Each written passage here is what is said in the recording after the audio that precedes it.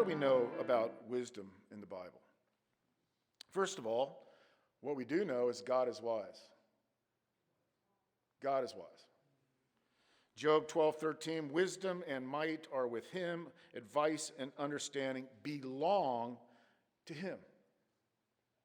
Not only is God wise, but God's wisdom is flawless and limitless.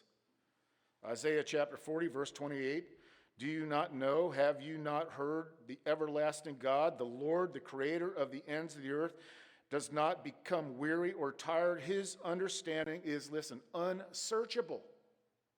Unsearchable. Limitless. Without boundary. Romans 11:33-34. Oh, the depths of the riches of both the wisdom and knowledge of God. How unsearchable are his judgments, and unfathomable his ways. Who has known the mind of the Lord, or who has become his counselor? Rhetorical question. No one has fully known the mind of the Lord. Third, and this is a big one, God alone is wise. As we've just sang in our as part of our worship, the hymn, immortal, invisible, what? God only wise. Isaiah 55, 8-9, God says, for my thoughts are not your thoughts, nor are my ways your ways, declares the Lord. For as the heavens are higher than the earth, so are my ways higher than your ways, and my thoughts higher than your thoughts. God alone is wise. God alone is wise. And fourth, again, important, God alone is the source of all true wisdom. Proverbs 2:6, for the Lord gives wisdom, and from his mouth comes knowledge and understanding. Or Daniel chapter 2, verse 20, may the name of God be blessed forever and ever, for wisdom and power belong alone to him. We're all familiar with this one, James 1:5. If anyone lacks wisdom, let him ask God, who gives all generously and without reproach, and it will be given to him. This morning, I also want to point out that the quest for wisdom apart from God is foolishness. It's foolishness. You remember Genesis 3:4? This is why our world is like it is today.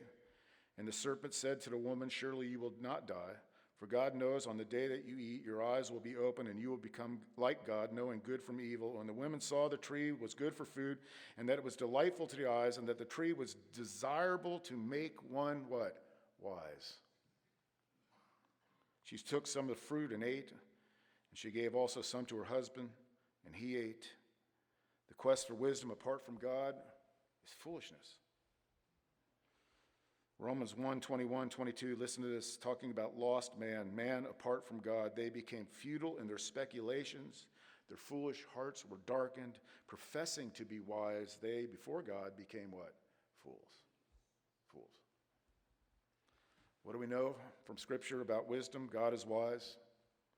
God's wisdom is flawless, limitless.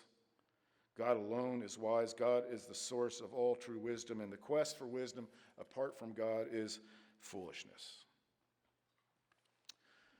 To take it another step further, we're talking about wisdom. Wisdom is not the same as knowledge. Wisdom makes use of knowledge, but wisdom and knowledge are not the same. Wisdom and knowledge appear together many times in Scripture in the same verses. We'll talk about both wisdom and knowledge, but wisdom and knowledge are not the same thing. Knowledge is to know something. And by the way, God knows everything. God has never learned anything. God has known everything from all eternity past. We refer to God being omniscient, the infinite knowledge of God. But you can have great knowledge and no wisdom. And you can have a little knowledge and use it wisely. According to A.W. Tozer, when the Scriptures speak of God's wisdom, he says this, wisdom, when used of God, always carries a strong moral connotation. It is conceived as being, this wisdom, as being pure and loving and good. Wisdom, among other things, is the ability to devise perfect ends, to achieve those ends by a most perfect means. It sees the end from the beginning, so there can be no need to guess or conject. Wisdom sees everything in focus, each in proper relationship to all, and is thus able to work towards a predestined goal with flawless precision. That's the wisdom of God. Wisdom is the power to see, the inclination to choose the best and highest goal, together with the most surest means of attaining it. Wisdom is, in fact, the practical side of moral goodness. As such, it is found in its fullness only in God. God alone is naturally and entirely and invariably wise. The right understanding of knowledge and its application is what wisdom is. An example.